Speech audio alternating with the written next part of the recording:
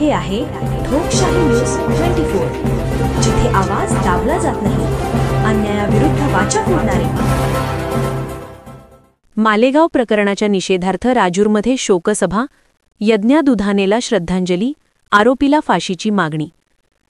नाशिक जिल्ह्यातील मालेगाव तालुक्यातील डोंगराळे गावात घडलेल्या दुर्दैवी घटनेच्या निषेधार्थ अकोले तालुक्यातील राजूर गावात सकाळी शोकसभेचे आयोजन करण्यात आले। या शोकसभेत निरागस बालिका यज्ञा जगदीश दुधाने हिला भावपूर्ण श्रद्धांजली अर्पण करून गावकऱ्यांनी तीव्र संताप व्यक्त केला।